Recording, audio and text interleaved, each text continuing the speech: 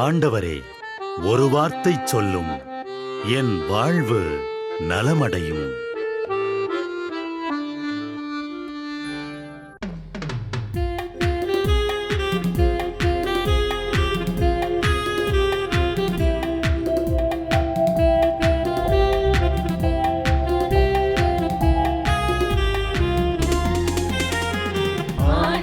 வார்த்தை வல்லமை தருவது அல்லேலூயா. ஆண்டவர் வார்த்தை வாழ்வு தருவது அல்லேலூயா. ஆண்டவர் வார்த்தை வல்லமை தருவது அல்லேலூயா. ஆண்டவர் வார்த்தை வாழ்வு தருவது அல்லேலூயா. செவிகள் திறக்கட்டும், வார்த்தை வளம் பெற இதயம் திறக்கட்டும், பண்பு வலுப்பெறும், உண்மை உணர்வுகள் வாழ்வில் புலரட்டும், நிறைவாய் வாழ்ந்திடுவோம். ஆண்டவர் வார்த்தை வல்லமை தருவது அல்லேலூயா. ஆண்டவர் வார்த்தை வாழ்வு தருவது அல்லேலூயா.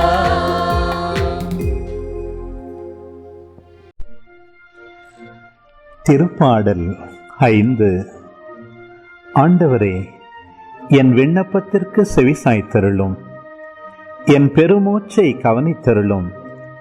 என் அரசரே, என் கடவுளே, என் கெஞ்சும் குரலை உற்று கேளும். ஏனெனில் நான் உம்மை நோக்கியே மன்றாடுகின்றேன். ஆண்டவரே, விடியற்காலையில் என் குரலை கேட்டருளும். வைகரையில் உமக்காக வழிமேல் விழிவைத்து காத்திருப்பேன். ஏனெனில் நீர் பொல்லாங்கை பார்த்து மகிழும் இறைவன் இல்லை. உமது முன்னிலையில் தீமைக்கு இடம் இல்லை. ஆணவமிக்கோர் உமது கண்முன் நிற்க மாட்டார். தீங்கிழைக்கும் அனைவரையும் நீர் வெறுக்கின்றீர். பொய் பேசுவோரை நீர் அழித்திடுவீர். கொலைவெறியரையும் வஞ்சகரையும் அருவருக்கின்றீர். நானோ உம் பேரருளால் உமது இல்லம் சென்றிடுவேன். உம் திரு தூயகத்தை நோக்கி இறையச்சத்துடன் உம்மை பணிந்திடுவேன். ஆண்டவரே, எனக்கு பகைவர் பலர் இருப்பதால் உமது நீதியின் பாதையில் என்னை நடத்தும். உமது செம்மையான வழியை எனக்கு காட்டியருளும். ஏனெனில் அவர்கள் வாயில் உண்மையில்லை. அவர்கள் உள்ளம் அழிவை உண்டாக்கும். அவர்கள் தொண்டை திறந்த பிணக்குழி. அவர்கள் நா வஞ்சகம் பேசும். கடவுளே, அவர்களின் குற்றங்களுக்குரிய தண்டனையை அவர்களுக்கு அளியும். அவர்கள் தங்கள் சூழ்ச்சிகளாலேயே வீழ்ச்சியுறட்டும்.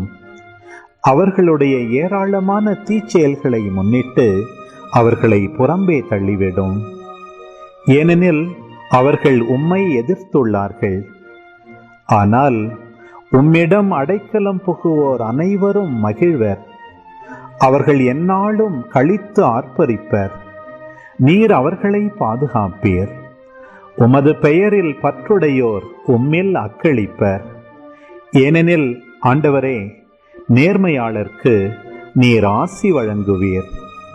கருணை என்னும் கேடயத்தால் அவரை மறைத்து காப்பீர். நம்ம வாழ்க்கையில அடிக்கடி 2 பாதைகளை பார்க்க முடியும். ஒன்னு, நம்ம தவறுகளை ஏத்துக்கிட்டு மனத்தாழ்மையோட முன்னாடி போறது. இன்னொன்னு, அதிகாரத்தையும் பெருமையையும் தேடி போறது. சரி, இந்த 2 பாதைகளும் நம்மள எங்க கொண்டு போய்விடும்?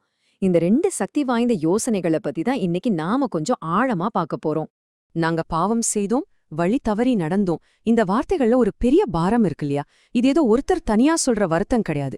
இது ஒரு முழு சமூகத்தோட கூட்டு மனசாட்சியின் குரல். நாம எங்க தப்பு பண்ணினோன்னு தேட ஆரம்பிக்கிற முதல் படி இதுதான். முதல் பகுதி, பாவத்தின் அறிக்கை. இங்க நம்ம பார்க்க போறது தீர்க்கதரிசி தானியேலோட ஒரு ஜெபத்தை. இது தனிப்பட்ட குற்ற உணர்வை எல்லாம் தாண்டி ஒரு சமூகத்தோட கூட்டு பொறுப்பை பத்தி பேசுது. இப்போ பாவ அறிக்கைனா என்ன? இது வெறும் நான் தப்பு பண்ணிட்டேன்னு சொல்றது மட்டும் இல்ல, நாம தப்பு பண்ணிட்டோன்னு ஒரு சமூகமா ஒட்டுமொத்தமா பொறுப்பேத்துக்கிறது தான். இது தனிப்பட்ட குற்றத்தை விட ரொம்ப ஆழமான ஒரு விஷயம். நம்ம எல்லாரும் சேர்ந்து தோத்துட்டோன்னு ஒப்புக்கிற மாதிரி. தானியேலோட ஜெபத்துல ஒரு ஆச்சரியமான விஷயம் என்னன்னா, அவர் தனக்காக மட்டும் பேசல, பாருங்க, அரசர்கள், தலைவர்கள், ஏன் சாதாரண மக்கள் வரைக்கும் எல்லாருக்காகவும் தான் பேசுறாரு. இது என்ன காட்டுதுன்னா, தப்புங்கிறது யாரையும் பாகுபாடு பார்க்காது, அது எல்லாருக்கும் பொதுவானது. இந்த ஒப்பீடு ரொம்பவே சக்தி வாய்ந்தது. கவனிச்சிங்களா? ஒரு பக்கம் கடவுளோட நீதி, இரக்கம், மன்னிப்பு. இன்னொரு பக்கம் மனுஷனோட கீழ்ப்பிடியாமை, எதிர்ப்பு. இந்த ரெண்டுக்கும் நடுவுல நடக்கிற போராட்டம் தான் தானியேலோட ஜெபத்தோட மையக்கரு. அப்போ இது நம்மள ஒரு முக்கியமான கேள்விக்கு கொண்டு வருது. சரி, இதுதான் நம்ம எல்லாரோட நிலைமைனா, இதிலிருந்து வெளியே வர்றதுக்கு என்ன வழி? எப்படி ஒரு நல்ல வாழ்க்கைய வாழ்றது? எப்படி ஒரு நல்ல தலைமைய உருவாக்குறது? இந்த கேள்விதான் நம்மள அடுத்த பகுதிக்கு கூட்டிட்டு போகுது. இப்போ நாம 2வது பகுதிக்கு வர்றோம். அதிகாரத்தின் ஆசை. இங்க கதைக்களம் மாறுது, ஆனா மனுஷ இயல்புல இருக்கிற அந்த போராட்டம் மட்டும் மாறவே இல்ல. இயேசுவோட நெருங்கிய சீடர்கள்கிட்டயே இந்த அதிகார ஆசை எப்படி வெளியே வந்துச்சுன்னு நாம பார்க்கலாம். இந்த சூழல் எவ்வளவு சீரியஸானதுன்னு யோசிச்சு பாருங்க. இயேசு தன்னோட மரணத்தை பத்தியும் வரப்போற கஷ்டங்களை பத்தியும் சீடர்கள் கிட்ட பேசிட்டு இருக்காரு. அந்த மாதிரி ஒரு கனமான நேரத்துல தான் அவங்க ஒரு நம்ப முடியாத கோரிக்கையை வைக்கிறாங்க. ஒரு பக்கம் இயேசு தியாகத்தை பத்தி பேசுறாரு, ஆனா இன்னொரு பக்கம் அவரோட சீடர்கள் என்ன கேக்குறாங்க? அதிகாரமும் பதவியும் தான். ரெண்டுக்கும் நடுவுல எவ்ளோ பெரிய வித்தியாசம் பாருங்க. இது மனுஷனோட லட்சியத்தை பத்தி நமக்கு ஒரு ஆழமான பாடத்தை சொல்லுது. சரி, நாம 3வது பகுதிக்கு வந்தாச்சு. துன்பத்தின் கிண்ணம். இந்த கோரிக்கைக்கு இயேசு கொடுக்கற பதில் உலகத்தோட பார்வையே தலைகீழா மாத்துது. அவர் நேரடியா பதில் சொல்லாம ஒரு கேள்வியா அவங்க முன்னாடி வைக்கிறாரு. இந்த கேள்விதான் எல்லாத்தையும் மாத்துது. இங்க கிண்ணங்கிறது வெறும் பாத்திரம் இல்ல, அது வலி, கஷ்டம், தியாகம் எல்லாத்துக்கும் ஒரு அடையாளம். சொல்லப்போனா இயேசு என்ன கேக்குறாருன்னா, உங்களுக்கு பதவி வேணுமா, இல்ல அந்த பதவியோடு வர பாரத்தை சுமக்க தயாரான்னு கேக்குறாரு. உண்மையான பெருமை இங்கிருந்து தான் ஆரம்பிக்குது. இந்த எதிர்வினையும் ரொம்ப முக்கியம். மத்த 10 சீடர்களோட கோபம் என்ன காட்டுதுன்னா, அதிகாரத்து மேல இருந்த ஆசை அந்த 2 சகோதரர்களுக்கு மட்டும் இல்ல, அது அந்த கூட்டத்துல இருந்த எல்லாருக்குமே இருந்த ஒரு பொதுவான பிரச்சனையா இருந்திருக்கு. 4வது பகுதி, தலைமையின் புதிய இலக்கணம். இயேசு இந்த சண்டைய ஒரு வாய்ப்பா எடுத்துக்கிட்டு தலைமை பண்புனா என்னன்னு புதுசா ஒரு அர்த்தத்தை கொடுக்கறார். ஒரு புரட்சிகரமான போதனை இது. இதுதான் அந்த புரட்சிகரமான யோசனை. உலகத்தை பொறுத்த வரைக்கும் தலைவர்னா அதிகாரம் பண்றவங்க, ஆனா இயேசு சொல்ற புது வழியில தலைவர்னா சேவை செய்றவங்க. இது ஒரு முழுமையான தலைகீழ் மாற்றம் இல்லையா? இந்த புது மாதிரியோட மைய கருத்து இதுதான். உண்மையான பெருமைங்கிறது மத்தவங்க நமக்கு சேவை செய்யறதுல இல்ல, நாம மத்தவங்களுக்கு சேவை செய்யறதுல தான் இருக்கு. இதுதான் தலைமை பண்போட ஒரு புது உச்சம்.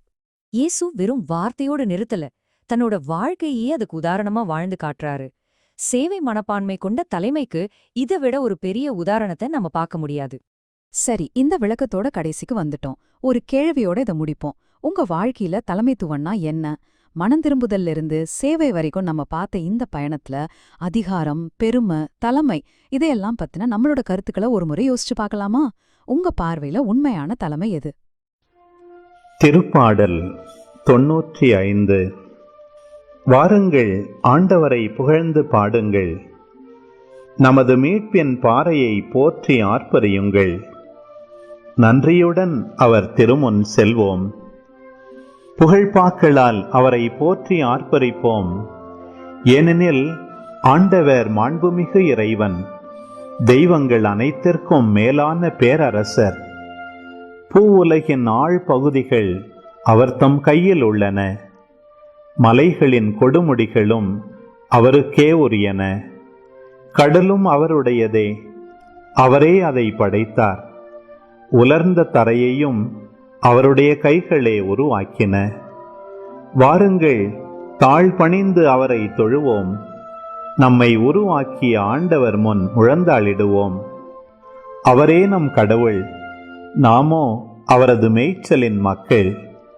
நாம் அவர் பேணி காக்கும் ஆடுகள். என்று நீங்கள் அவரது குரலுக்கு செவி கொடுத்தால் எத்துணை நலம். அன்று மெரிபாவிலும் பாலை நிலத்தில் மாசாவிலும் செய்தது போல் உங்கள் இதயத்தை கடினப்படுத்திக் கொள்ளாதீர்கள். அங்கே உங்கள் மூதாதையர் என்னை சோதித்தனர். என் செயல்களை கண்டிருந்தும் என்னை சோதித்து பார்த்தனர். 40 ஆண்டளவாய் அந்த தலைமுறை எனக்கு வெறுப்பூட்டியதால் நான் உரைத்தது. அவர்கள் உறுதியற்ற உள்ளம் கொண்ட மக்கள், என் வழிகளை அறியாதவர்கள். எனவே நான் சினமுற்று நான் அளிக்கும் இளைப்பாற்றியின் நாட்டிற்குள் நுழையவே மாட்டார்கள் என்று ஆணையிட்டு கோரினேன். இன்னைக்கு நாம பார்க்க போற விஷயம் ரொம்ப சுவாரஸ்யமானது. மனம் திரும்புதல், இரக்கம், அப்புறம் சேவை. இந்த மூணுக்கும் என்ன சம்பந்தம்? பார்க்கறதுக்கு தனித்தனி வார்த்தைகளா இருந்தாலும் இதுக்குள்ள ஒரு பெரிய தொடர்பு இருக்கு. இன்னைக்கு நம்ம 3 வெவ்வேறு வேத பகுதிகளை ஒன்னா சேர்த்து நம்ம வாழ்க்கைய பத்தின பார்வையே மாத்தக்கூடிய ஒரு பயணத்துக்கு போக போறோம். வாங்க பார்க்கலாம். சரி, நம்ம பயணத்தை எங்க இருந்து தொடங்குறோம்னா, தானியேல் புத்தகத்துல இருந்து வர்ற இந்த ஒரு சக்தி வாய்ந்த வார்த்தையில இருந்து தான். நாங்கள் பாவம் செய்தோம், வழி தவறி நடந்தோம். இது வெறும் வார்த்தைகள் இல்ல, இது ஒரு மனப்பூர்வமான நேர்மையான அறிக்கை. முதல் கட்டமா நாம பார்க்க போறது பாவ அறிக்கை. அதாவது நாம செஞ்ச தப்ப ஒத்துக்கிறது. மனுஷங்கன்னா தப்பு செய்யறது சகஜம்தானே. ஆனா அந்த தப்ப ஒத்துக்கிட்டு அதனால வர கஷ்டத்தை ஏத்துக்கிறது, அதுதான் ரொம்ப முக்கியம். அப்போதான் நமக்கு இரக்கம் தேவைங்கிற அந்த உணர்வே வரும். இங்க நீங்க ஒரு விஷயத்த நல்லா கவனிக்கணும். இது யாரோ ஒருத்தர் மட்டும் சொல்ற மாதிரி இல்ல. ராஜாக்கள், தலைவர்கள், பெரியவர்கள், ஏன் நாட்டுல இருக்கிற எல்லா மக்களுமே இதுல அடங்குவாங்க. அதாவது இந்த தப்புல எல்லாருக்கும் பங்கு இருக்குன்னு ஒரு கூட்டு பொறுப்பை இது காட்டுது. அப்போ இந்த பிரச்சனைக்கெல்லாம் மூல காரணம் என்னன்னு பாத்தீங்கன்னா, ரொம்ப சிம்பிள். எங்களுக்கு கொடுக்கப்பட்ட நல்ல ஆலோசனைகளே நாங்க காதலியே வாங்கிக்கல.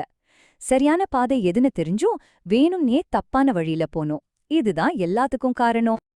ஆனா பாருங்க, இவ்ளோ தூரம் தப்பு பண்ணிட்டோம்னு வருத்தப்பட்டாலும் அங்கே ஒரு சின்ன நம்பிக்கை வெளிச்சம் தெரியுது. எம் தலைவரும் கடவுளுமாகிய உம்மிடத்தில் இரக்கமும் மன்னிப்பும் உண்டுன்னு சொல்றாங்க. அதாவது எவ்ளோ பெரிய தப்பு செஞ்சிருந்தாலும் மன்னிப்புக்கு ஒரு வழி இருக்குங்கிற நம்பிக்கை தான் அது. சரி, மன்னிப்புக்கு ஒரு வழி இருக்குன்னு சொன்னோம்ல, அப்போ அந்த இரக்கத்தை நாம எப்படி பெற முடியும்? அதுக்கு என்ன வழி? வாங்க இப்போ லூக்கா நற்செய்திக்கு போலாம். அங்க இதுக்கு ஒரு தெளிவான, அதே சமயம் ரொம்ப ஆழமான ஒரு பதில் இருக்கு. இயேசு இங்க ரொம்ப எளிமையா 3 விஷயங்களை சொல்றாரு. ஆனா இது ரொம்ப பவர்ஃபுல்லான வழிமுறைகள். என்னன்னா, மத்தவங்கள பத்தி தீர்ப்பு சொல்லாதீங்க, அவங்கள கண்டனம் பண்ணாதீங்க, அப்புறம் மன்னிச்சிடுங்க. அவ்வளோதான். இதோட மைய கருத்து ரொம்ப ரொம்ப தெளிவு. மன்னியுங்கள், மன்னிப்பு பெறுவீர்கள். அதாவது நீங்க மத்தவங்களுக்கு என்ன தர்றீங்களோ அதுதான் உங்களுக்கும் திரும்ப கிடைக்கும். இது ஒரு சிம்பிள் லாஜிக், ஆனா தவிர்க்க முடியாத ஒரு விதி. இந்த ஒரு விஷயத்தை விளக்க அளவைன்னு ஒரு வார்த்தையை எங்க பயன்படுத்துறாங்க. அளவேனா என்ன? த மெஷர். அதாவது நீங்க எந்த தராச வச்சு மத்தவங்கள எடை போடுறீங்களோ அதே தராசுல தான் உங்களுக்கும் எடை போடப்படும். நீங்க இரக்கத்தை அளந்து கொடுத்தா உங்களுக்கும் இரக்கம் கிடைக்கும். கடுமையா நடந்துகிட்டா உங்களுக்கும் அதுவே தான் திரும்ப வரும். அதனாலதான் இந்த கேள்வி நம்மள நேரடியா தாக்குது. பல 100 வருஷத்துக்கு முன்னாடி எழுதப்பட்டிருந்தாலும் இது இன்னிக்கும் நம்ம ஒவ்வொருத்தர்கிட்டையும் கேட்கிற கேள்வி. நீங்கள் எந்த அளவையால் அளக்கிறீர்கள்? யோசிச்சு பாருங்க, நம்மளோட அளவுகோல் எப்படி இருக்கு? அதுல நியாயம் இருக்கா? இரக்கம் இருக்கா? சரி, இப்ப நாம பாவ அறிக்கையில ஆரம்பிச்சு இரக்கத்தோட வீதிய பார்த்தோம். இப்போ இந்த இரக்கங்கிற ஒரு கொள்கை, தலைமை பண்பு, அதிகாரம், மேன்மை, இத பத்தின நம்ம எண்ணத்தையெல்லாம் எப்படி தலைகீழ மாத்துதுன்னு பார்க்கலாம். இதுக்காக நாம மத்தேயு நற்செய்திக்கு போறோம். இங்கே விஷயமே ஒரு ஷாக்கிங்கா இருக்கு. இயேசு தனக்கு என்ன நடக்க போகுதுன்னு ரொம்ப விளக்கமா சொல்றாரு. அவரை பிடிச்சு மரண தண்டனை கொடுத்து சிலுவையில அறைவாங்க, ஆனா 3ஆவது நாள் உயிர்த்தெழுவேன்னு சொல்றாரு. இதிலிருந்து என்ன தெரியுதுன்னா, அவர் சொல்ல போற பாடம் பெருமையிலிருந்தோ அதிகாரத்திலிருந்தோ வரல, அது ஒரு பெரிய தியாகத்திலிருந்து வரப்போகுது. ஒரு பக்கம் இவ்ளோ பெரிய தியாகத்தை பத்தி பேசிட்டு இருக்கும்போது, இன்னொரு பக்கம் பாருங்க, ஒரு அம்மா தன் 2 பசங்களுக்கும் அதிகாரத்துல பெரிய இடம் வேணும்னு கேக்குறாங்க. இதுதான் உலகத்தோட பார்வை. பவர், பொசிஷன், இதுதான் பெருமையா நினைக்கிறாங்க. சரியா? இந்த இடத்துல தான் இயேசு ஒரு புரட்சிகரமான கருத்து சொல்றாரு. அவர் சொல்றாரு, உலகத்துல இருக்கிற தலைவர்கள் மாதிரி இருக்காதீங்க. அவங்க மத்தவங்க மேல அதிகாரம் செலுத்துவாங்க, தங்களோட பவரை காட்டுவாங்க. ஆனா உங்களுக்குள்ள அப்படி இல்ல. உங்கள ஒருத்தர் பெரியவரா இருக்கணும்னா அவர் மத்தவங்களுக்கு சேவை செய்யணும், அடிமையா இருக்கணும்னு சொல்றாரு. பாருங்க எவ்வளவு பெரிய வித்தியாசம். இது நம்மள ஒரு முக்கியமான கட்டத்துக்கு கூட்டிட்டு வருது. அதாவது பணிவிடையின் ஆற்றல், தி பவர் ஆஃப் சர்வீஸ். இதுதான் மேன்மைனா என்னங்கிற நம்ம மொத்த புரிதலையும் மாத்த போற ஒரு இடம். நம்மளோட இந்த முழு பயணத்தோட சாராம்சமே இந்த ஒரு வரியில இருக்கு. மானிடமகன் தொண்டு ஏற்பதற்கல்ல, தொண்டு ஆற்றுவதற்கும் வந்தார். அதாவது உண்மையான பெருமை மத்தவங்க நமக்கு சேவை செய்யறதுல இல்ல, நாம மத்தவங்களுக்கு சேவை செய்யறதுல தான் இருக்கு. இதுதான் விஷயத்தோட மையம். அதோட இந்த சேவைங்கிறது ஏதோ சின்ன சின்ன உதவிகள் மட்டும் இல்ல, இது அதையும் தாண்டி பலருக்காக தன்னோட உயிரையே மீட்பு பொருளா கொடுக்கற அளவுக்கு போகுது. இதுதான் தியாகத்தோட உச்சகட்டம். அப்போ இந்த முழு பகுதியிலிருந்தும் நாம எடுத்துக்க வேண்டிய முக்கியமான விஷயங்கள் என்ன? 1, நம்ம தப்ப ஒத்துக்கிறது தான் முதல் படி. 2, நம்ம என்ன இரக்கத்தை மத்தவங்களுக்கு காட்டுறோமோ அதேதான் நமக்கும் திரும்ப கிடைக்கும். 3, உண்மையான பெருமை அதிகாரம் செலுத்துறதுல இல்ல, தாழ்மையா சேவை செய்யறதுல தான் இருக்கு. ஆக இந்த முழு அலசலும் கடைசியா நம்ம கிட்ட ஒரு கேள்வியை விட்டுட்டு போகுது. நம்மள நாமளே கேட்டுக்க வேண்டிய கேள்வி. அதிகாரம், வெற்றி, பெருமை இத பத்தி நாம என்ன நினைச்சிட்டு இருக்கோம்? ஒருவேளை நம்ம வரையறைகளை மாத்தி யோசிக்க வேண்டிய நேரம் எதுவா இருக்கலாம்? நீங்களே சொல்லுங்க, உண்மையான மேன்மை எதுல இருக்கு?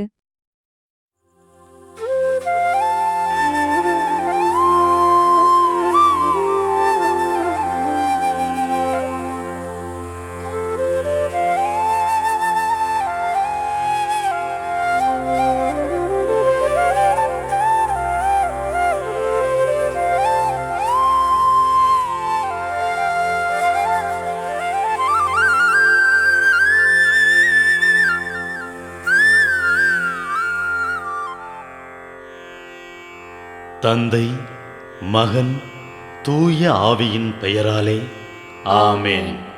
வானகத் தந்தையே இறைவா, உம்மை போற்றுகிறோம். இயேசுவே ஆண்டவரே, உம்மை போற்றுகிறோம். தூய ஆவியானவரே, உம்மை போற்றுகிறோம். மூவொரு இறைவா, உம்மை போற்றுகிறோம். அருள் நிறை மரியே, எங்கள் ஆண்டவரின் தாயே, உம்மை போற்றுகிறோம். எங்கள் வானகத் தந்தையே இறைவா, கடந்த இரவு முழுவதும் எங்களை காத்து கண்ணயரச் செய்த உமது அருள் அன்புக்காக நன்றி கூறுகிறோம். நீர் தந்த இந்த புதிய நாளுக்காக நன்றியோடு உம்மை போற்றுகிறோம். எங்கள் வாழ்வில் ஒரு நாளை கூட்டித் தந்தமைக்காக உமக்கு நன்றி கூறுகிறோம். எங்கள் இயேசுவே ஆண்டவரே, காலைதோறும் உமது அருளன்பால் இரக்கத்தால் எங்களை நிரப்புவதற்காக நன்றி கூறுகின்றோம். இந்த நாளில் நீர் எங்கள் மீட்பராகவும் ஆண்டவராகவும் நல்ல ஆயனாகவும் இருந்தருளுமாறு உம்மை வேண்டுகிறோம். இயேசுவே, இன்று எங்களோடு தங்கும். எங்களை எமது விருப்பப்படியன்று உமது திருவுளப்படியே வழிநடத்தும். எங்கள் தொழிலை, முயற்சிகளை, உழைப்பை, படிப்பை, வேலைகளை ஆசீர்வதியும். தூய ஆவியானவரே, எங்கள் வழித்துணையாளரே, இன்று முழுவதும் எங்கள் ஞானமாய், ஆற்றலாய், சக்தியாய் இருந்தருளும். தீமைகளை வெல்ல இந்நாளில் எங்களுக்கு மன உறுதியை தாரும். எங்களை சந்திப்பவருக்கு அமைதியை, அன்பை, ஆறுதலை கொடுக்கும்படியாக எங்கள் உள்ளங்களையும் இல்லங்களையும் உமது தெய்வீக அமைதியால், அன்பால் நிரப்பியருளும். மூவொரு இறைவா, இந்த நாளையும் எங்களையும் எங்கள் எண்ணங்களையும் செயல்பாடுகளையும் பயணங்களையும் ஆசீர்வதியும். நாங்கள் சந்திக்கும் மனிதர்கள், எங்கள் குடும்பத்தார், உற்றார் உறவினர், எங்கள் நண்பர்கள் மற்றும் எல்லோருக்கும் துணையாயிருந்தருளும். மேலும் உடல் நலம் குன்றியோர், துயருறுவோர், கைவிடப்பட்டோர், தனிமையில் வாடுவோர், எளியோர், படிக்கும் மாணாக்கர்கள், ஆசிரிய பெருமக்கள், அரசு அலுவலர்கள், நாட்டு தலைவர்கள், விவசாயிகள், கடலில் பணிபுரிவோர், பிற தொழில் செய்வோர், துறவிகள், பங்கு தந்தையர், எங்கள் மறைமாவட்ட ஆயர், ஏனைய ஆயர்கள், திருத்தந்தை ஆகிய அனைவரையும் இக்காலை பொழுதில் உம் திருப்பாதம் ஒப்படைக்கின்றோம். அனைவரையும் ஆசீர்வதித்து பாதுகாத்து வழிநடத்தியருளும். அம்மா மரியே, எங்கள் ஆண்டவரின் தாயே, உம் கருணை மிகு அருட்பார்வை எனும் அடைக்கல கோட்டைக்குள்ளே இன்று முழுவதும் எங்கள் ஒவ்வொருவரையும் அரவணைத்து எந்த சூழ்நிலையிலும் உம்மையும் உம் திருமகன் இயேசுவையும் விட்டு பிரியாதபடி எங்களை பாதுகாத்து வழிநடத்தி அருளும். எங்கள் நல்ல தந்தையே, கேட்டதெல்லாம் கிடைக்கும் என்ற தளராத உறுதியோடும் விசுவாசத்தோடும் எங்கள் அன்னையாம் மரியாளின் பரிந்துரையில் நம்பிக்கை வைத்து இந்த மன்றாட்டுக்களை எங்கள் ஆண்டவராகிய இயேசு கிறிஸ்து வழியாகவும் தூய ஆவியானவர் வழியாகவும் உம்மிடம் சமர்ப்பிக்கின்றோம். எங்கள் வானகத் தந்தையே, போற்றி போற்றி. எங்கள் ஆண்டவராகிய இயேசுவே, போற்றி போற்றி. தூய ஆவியானவரே, போற்றி போற்றி. மூவொரு இறைவா, போற்றி போற்றி என்று போற்றி மகிழும் எங்கள் இதயத்தை உமது தெய்வீக வல்லமையால் நிரப்பி இந்த நாள் முழுவதும் எங்களை பாதுகாத்து வழிநடத்தியருளும் எங்கள் நல்ல தந்தையே. ஆமென்.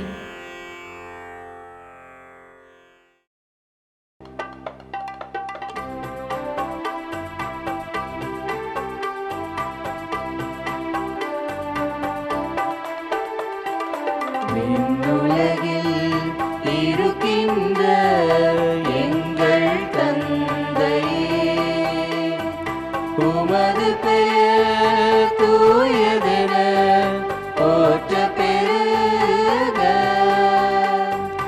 உமது ஆட்சி வருக. உமது திருவுளம் விண்ணுலகில் நிறைவேறுவது போல மண்ணுலகிலும் நிறைவேறுக. எங்கள் அன்றாட உணவை இன்று எங்களுக்கு தாரும். எங்களுக்கு எதிராக குற்றம் செய்வோரை நாங்கள் மன்னிப்பது போல எங்கள் குற்றங்களை மன்னியும். எங்களை சோதனைக்கு உட்படுத்தாதேயும், தீமையிலிருந்து எங்களை விடுவித்தருளும். எங்களை விடுவித்தருளும். அருள் நிறைந்த மரியே வாழ்க, ஆண்டவரும் உடனே பெண்களுள் பேறு பெற்றாய் நீயே. உம்முடைய திருவயிற்றின் கனியுமான இயேசுவும் ஆசி அருள பெற்றவர்.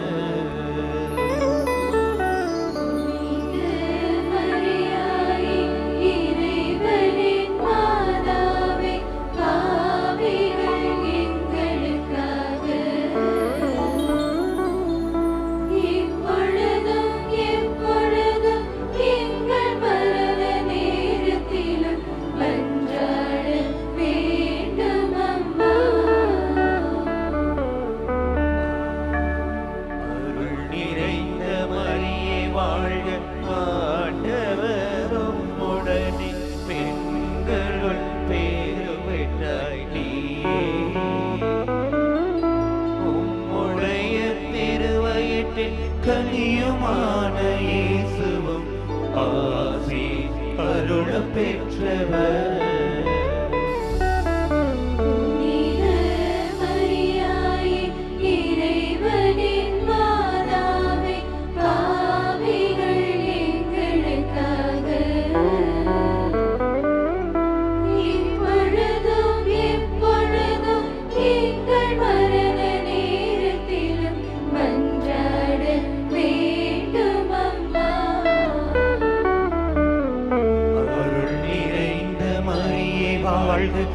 ஆண்டவரும் உடனே பெண்களுள் பேறு பெற்றாய் நீயே. உடைய திருவயிற்றின் கனியுமான